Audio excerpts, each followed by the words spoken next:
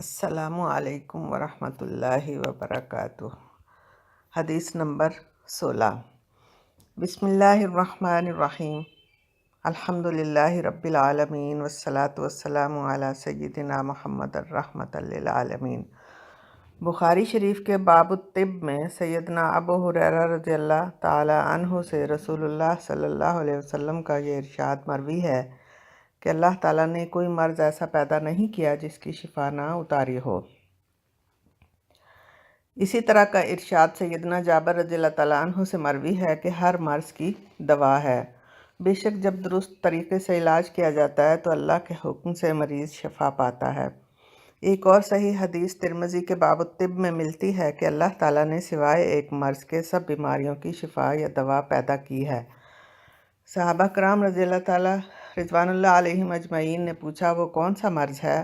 آپ نے فرمایا الحرم یعنی بڑھاپا۔ اللہ رب العزت نے انسان کے لیے صحت مند زندگی گزارنے کے سارے وسائل پیدا کیے ہیں۔ دھوپ چھاؤں خوشی غمی کی طرح صحت بیماری بھی انسانی زندگی کا لازمی جزو ہے۔ اللہ تعالیٰ نے آسمان سے دو علم یعنی طب اور وحی انسانوں کی جسمانی اور روحانی صحت تندرستی کے لیے اتارے۔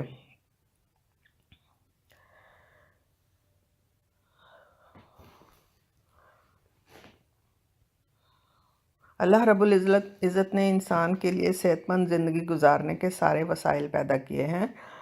دھوپ چھاؤں خوشی غمی کی طرح صحت بیماری بھی انسانی زندگی کا لازمی جزو ہے۔ اللہ تعالیٰ نے آسمان سے دو علم طب اور وحی انسانوں کی جسمانی اور روحانی صحت تندرستی کے لیے اتارے۔ جسم بیمار ہوتا ہے اور روح بھی، دونوں کو متوازن غذا اور علاج درکار ہوتا ہے، دونوں کے معالج ہوتے ہیں۔ رسول اللہ کا ارشاد سنن ابی داؤد میں ہے کہ جہالت بھی ایک بیماری ہے اور علماء سے دریافت کرنا اس کی دوا اور علاج ہے۔ اللہ تعالیٰ کا ارشاد ہے کہ اگر تم نہیں علم رکھتے تو ان دانش مندوں سے دریافت کرو جو تمہیں نصیحت کر سکیں۔ جسم ہو یا روح ایک صاحب علم و دانش سے علاج کا تقاضا کرتی ہے۔ کوئی ایسا ماہر معالج جو اپنے ہنر میں مستند اور صاحب بصیرت ہو۔ موجودہ دور اسپیشلائزیشن کا دور ہے۔ نیم حکیم سے جان کا خطرہ ہے تو نیم عالم سے ایمان کا خطرہ ہے۔ آج کے دور میں علاج کے نت نئے طریقے اور تجربے ہر فرد تک پہنچتے رہتے ہیں۔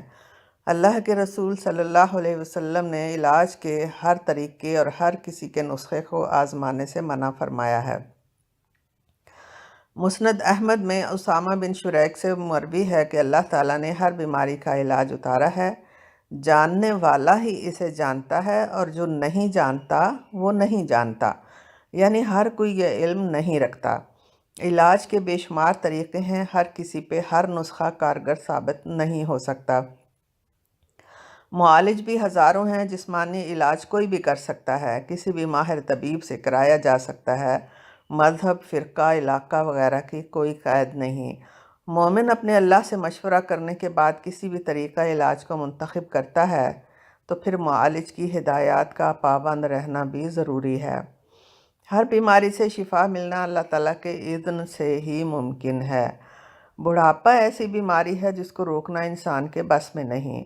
جب یہ لاحق ہو جائے تو صحت یعنی جوانی لوٹانا ممکن نہیں۔ بڑھاپے جیسی بیماری میں مبتلا ہو جانے والے کچھ لوگ ایسے خوش قسمت ہوتے ہیں کہ وہ بڑی عمر میں بھی جوان، صحت مند، حشاش بشاش رہتے ہیں۔ اس سدا بہار رہنے کی وجہ یہ ہے کہ جوانی میں انہوں نے خوراک کا خیال رکھا جس سے بڑھاپے سے بچا جا سکتا ہے۔ وہ سدا بہار چیز ہے انسان کی روح۔ اس کی غذا کا خیال رکھنے والے، بر وقت علاج کرنے اور معالج نے جن باتوں سے پرہیز کا بتایا اس کی سختی سے پابندی کرنے والے ہی جوان رہ سکتے ہیں۔ مزے کی بات یہ ہے کہ ایسے عقل مند لوگوں کا جسم تو لازماً بوڑھا ہو جاتا ہے مگر روح جوان سے جوان تر ہوتی جاتی ہے۔ انسان کی اصل تو اس کی روح ہے، یہ جسم تو اس روح کا لباس ہے جس نے پرانا ہونا ہی ہے۔ روح کی صحت، تندرستی اور جوانی قائم رکھنے کا نسخہ قرآن پاک ہے۔ ہم قرآن کے ذریعے وہ نازل کرتے ہیں جس میں مومنین کے لیے شفا اور رحمت ہے۔ سورہ بنی اسرائیل کی یہ آیت ہے۔ جسمانی طور پر جوان رہنے کے جتنے بھی کوئی جتن کر لے، بڑھاپے سے فرار ممکن نہیں۔ جوان رہنے کی تمنا تو جنت میں ہی جا کر پوری ہوگی، لیکن اس تمنا کو پورا کرنے کے لیے روح کو جوان صحت مند لے کے جانا ہوگا۔ روح جوان ہوگی تو اس روح پہ جوانی کا نیا لباس پہنا دیا جائے گا۔ اس کو جوان رکھنے کے لیے اس کے ماہر معالج سے رابطے میں رہنا ہوگا، اور اس کا معالج ایک خاص اللہ تعالیٰ اور اس کا رسول ہے، اور اللہ وحدہ لا شریک ہے تو رسول خاتم النبیین ہے۔ رضینا باللہ ربا و بالاسلام دینا و بمحمد الرسول النبی۔ اے اللہ، ہم ہر بری بیماری سے تیری پناہ طلب کرتے ہیں، وہ جسمانی ہو یا روحانی۔ ہمیں مکمل صحت و عافیت کے ساتھ کامل ایمان عطا فرما دیں، آمین۔ اللہم انا نعوذ بک من سیئ الاسقام، سوء الکبر و ارذل العمر۔ اللہم انا نسألک ایمانا کاملا و یقینا صادقا حتی نعلم انہ لا یصیبنا الا ما کتبت لنا ورضا بما قسمت لنا انک علی کل شیء قدیر۔